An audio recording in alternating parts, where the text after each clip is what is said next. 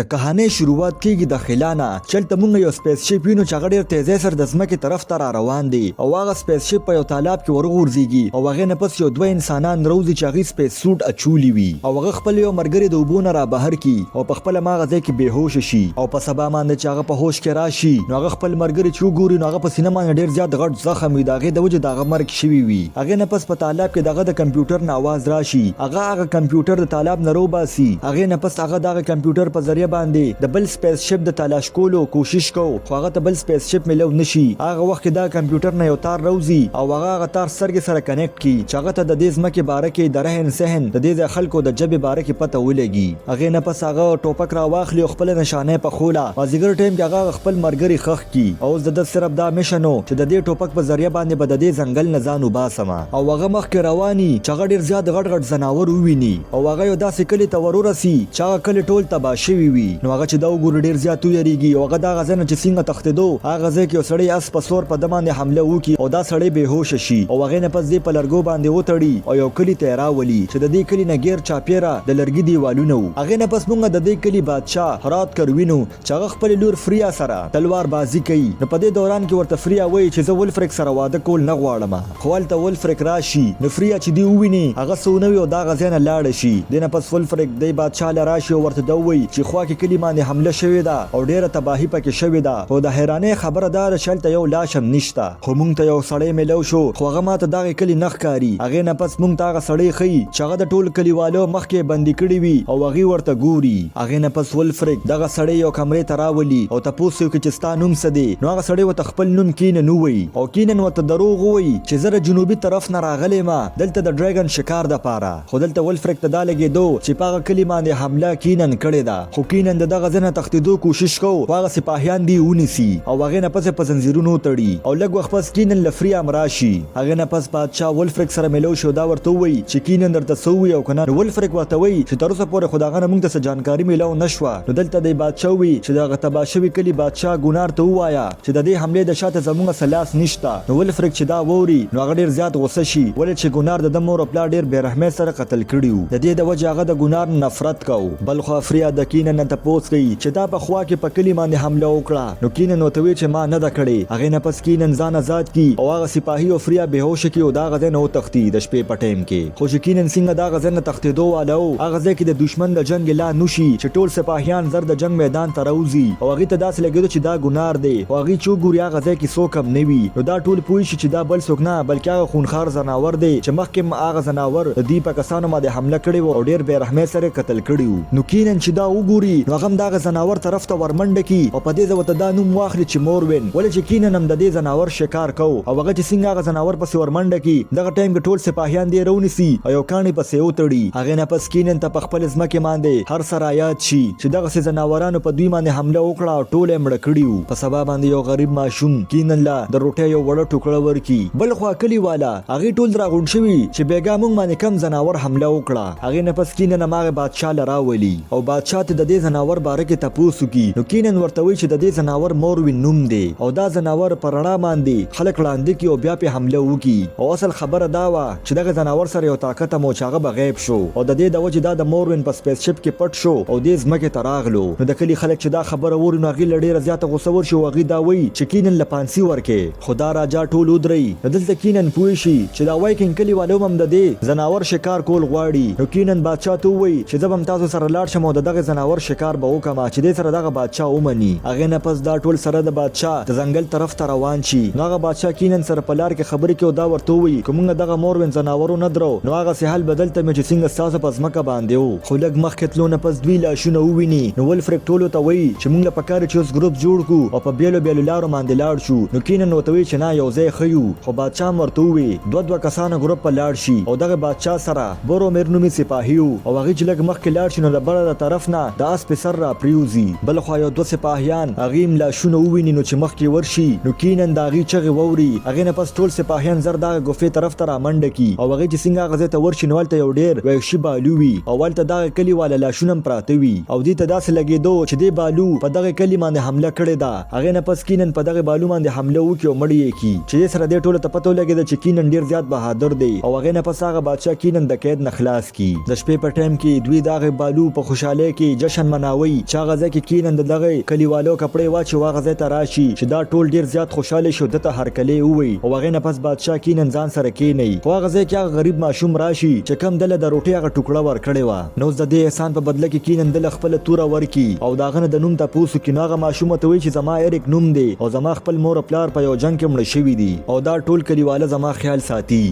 هغه نه پس چې هر څه ختم شي نو کینن بهر روزي چلته ول افری امراشي او دغه شکریا ادا کی چې تا زما پلار سره یو ځای جنگ وکړو خو کینن ورته دا وی چې رښتیا خبره ده چې هغه بالو سم ندی کړي اصلي قاتل هغه زناور دی خو دې کې اچانک د ګونار کلیواله په دوی باندې حمله وکړه چې د دې دوه په منځ کې یو زبردست جنگ شروع شي چې هغه ځای کې زر کینن او افری امراشي او لږ وخت پس ګونار پاغه بادشاه باندې حمله وکړي او د سنگ مړکولو والاو نو هغه ځای کې کینن راشي او هغه بادشاه بچ کی او د کینن او د ګونار په منځ کې جنگ شروع شي خو د ګونار سپاهیان زر ګونار بهر طرف ته راکاږي ولې چې هغې ته پته وه چې د کینن مقابله نشي کولی خو د تلو نه مخکې ګونار ورته دا ووایي چې زه به دوباره راځم چې تا څنګه زما د کلي حال وکړو دغسې به زه ستا کوم هغې نه پس فریا کینن ته د ګونار باره کې و دا ورته ووایي چې کله د ولفریک پلار بادشاه و نو دې دواړو په یو ځای باندې دا فیصله وکړه چې موږ په فرانس حمله کوو خو ګونار په ټایم باندې رو نه رسي د هغې د وجې دوی ګونار غدار وګڼو او هغې نه پس د دې دواړو کلي په منځ کې تعلقات خراب شو بل خوا ګونار په ځنګل کې د خپل سپاهیانو سره ناست وي هغې نه یو سپاهي لاړ شي د امتیازو دپاره خو په هغه باندې اچانک هغه ځناور حمله وکړي نو ګونار د خپل سپاهي د چغو اواز واوري نو هغه پوه شو چې دا کار د ولفریک دی او زر هغه ځناور د ګونار ټول سپاهیان مړه کړي او صرف ګونار یوازې پاتې شي چې زر هغه ځناور د ګونار مخې ته مړه شي او ګونار بغیر د سیارې په هغه ځناور باندې حمله وکړي بل خوا د ګونار دوه سپاهیان په منډه باندې د بل کلي ته راشي او هغې ډېرې زیاتې چغې سورې وهلې نو ولفریک ته لګېدو چې دا د دوی یو چال دی هغې په دوی باندې تیراندازي شروع کړي خو زر هغه ځای کې ګونار راشي ولې چې هغه په سچل باندې ځان دغه ځناور نه بچ کړو ولې چې دوی د هغې نه مدد غوښتو خو ولفریک په یو شان غشي چلی چې هغه د ګونار ټول سپاهیان مړه کړي او صرف ګونار پاتې شي چې کینن ته پته ولګي نو هغه ټول ودرئ او هغې نه پس دا کلي دروازه کولو کړي او ګونار رادن نشي خو چې څنګه په ولفریک حمله کوله دوی ولفریک ودرئ او د ځنګل د اړخ نه دوی نیله رڼا وویني چې هغه نیله رڼا په سره رڼا کې بدله شي او هغه ځای کې یو ډېر خطرناک ځناور راښکاره شي چې دا بل څوک نه بلکې موروین وي او هغه زر د ځنګل طرف ته منډه کړي اوس ټول پوه شو چې په خلکو باندې حمله دا دغه بالو کار نه بلکې د دې ځناور کارو او هغې نه پس ټول راغونډ شي او هغه ځای کې ګونار دا وایي چې ما کله په دې ځناور باندې حمله وکړه نو داسې لګېدو چې ما دیوال له سره خطا کړل نو کینن ورته وایي چې دا ځناور په کلو میدان کې وجل نه دي پکار دله پوره مونږ جال جوړو په هغې کې به ګیرو نو دلته ورته ولفریک وایي چې کینن د یو بل ځمکې سړی دی او د هغه خبره مونږ څنګه ومنو نو کینن ولفریک ته وایي چې د دوه روپو دماغ دي ټولې اندازې یې ګډې وړې دي اول دې وی چې بالو حمله وکړه او د ګونار ټول سپاهیان دې قتل کړل خو دې کې ولفریک غوسه شي او د کینن او د ولفریک په منځ کې جګړه شروع کېدو والا وي خو دغه بادشاه راشي دوی مني کی او هغې نه پس هغې د کینن خبره ومني په سبا باندې هغې جال جوړول شروع کی هغې د دروازې مخې ته یو غټه کنده وباسي او هغه پټه کی چې داسې ښکاري چې دلته کنده نشته او هغې نه پس هغه د تیلو نه ډکه کی اصل کې کینن دغه مورین نومې ځناور په دې کنده کې گیر کی او اور ورته ورلګول غواړي چې په هغې کې دې ختم شي اوس دوی جال جوړ کی هغې نه پس بادشاه کینن له راشي او دا ورته ووایي چې ته زموږ د کلي اوس یو حصه شوې د شپې په ټایم کې کینن فریا سره میلو شي او هغه ورته ټول رښتیا وایي دا ورته وایي چې اصل کې زموږ سیارې والا یعنې زموږ ځمکې والا په ټوله دنیا باندې حکومت کول غوښتل او هغې چې کله د دې مورین نومې ځناور سیارې ته راورسېدل اول ته هغې بم دماکې وکړو ټول یې ختم کړل چې په هغه فوج کې کینن هم شامل او د کینن خاندان هم یو سیف ځای ته ولېږو چې هغې صحیح زندګي تېره کړي خو په هغه مورین نومې ځناورو کې یو ځناور پاتې شي چې هغه د دوی په سپیس شپ کې پټ شي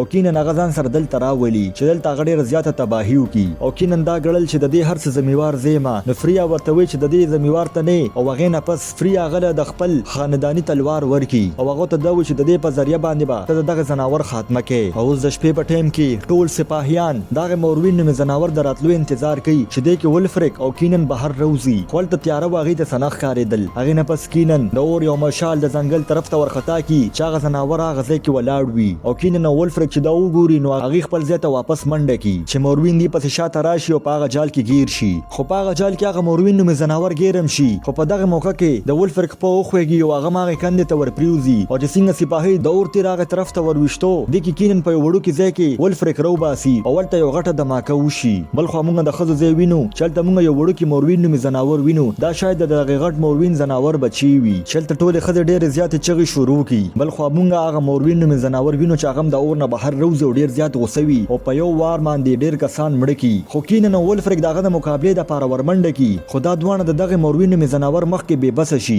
او هغه مورین می زناور ګنارم په یو وار سره تسر بیل کی او د ځنګل طرف ته وتختی او هغه ماشوم کینن لرامنډه کی چې کینن څنګه هغه سره راشي نو د فریا په غیږ کې هغه بادشاه پروت وي په سبا باندې موږ ټول کلیواله وینو چې هغه دغه زناور د یاره د لاسه کلی پریدي اوس موږ ولفریک وینو چې د بادشاه د مرګ نه پس هغه بل بادشاه جوړېدو والا دی ولفریک چې دا هر څو وینو هغه ډیر زیات خفوي خدل تور لکینن حوصله ورکو دا ورته وي چې موږ په یو ځای باندې دغه زناور مقابله کوو چې دوباره د کلیواله خوشاله ژوندۍ تیرول شروع کی هغه نه پس کینن د ولفریک او فریا سره طالب طرف ته لاړ شي چې کوم ځای کې د سپیس شپ را غورځیدلی او هغه چې وبو تخکته راشي د خپل کار سامان تلاش کوي خپل اچانک دی یو موربین وویني چې هغه د یاره د لاسه بره راشي نو هغه کشته ماته شوی وي او ولفریک بهوش پروتي او د فریا نوم او نشانم نوي چې زر کینن ال تراشي او برومیر ورله یو ډیر غټه توره جوړ کړی وي شاغه نه پس کینن د کوی په لار باندې خکته لاړ شي چلته یو خفیه لار تلی وي هغه پس مرګریم شاته راغلل او هغه نه پس پرورو باندې دوی مخ کې روان وي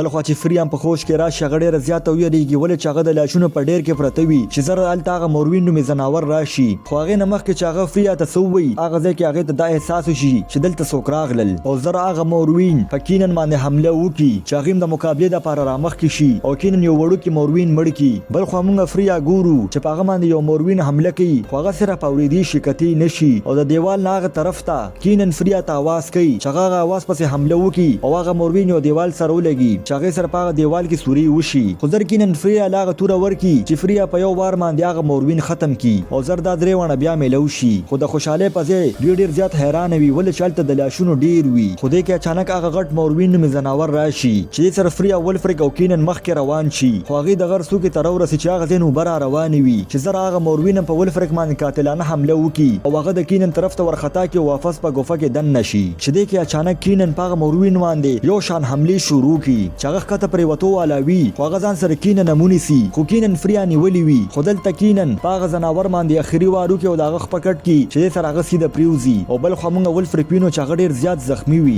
خو د ولفریک اخري ساګان وي هغه خپل لوکټ رو باسي او کینن لیور کی د دې مطلب دا چې اوس په دغه کلی مشر بل څوک نه بلکې کینن جوړیږي او هغه نه پس هغه مړ شي او هغه نه پس کینن فریا سره واده وکي او دغه کلی بادشاه جوړ شي چې دې سره دا کہانی ختم شو کو تاسو دا کہانی خوښ شوی نو دا ویډیو در سره لایک کړئ او چینل در سره سبسکرایب کړئ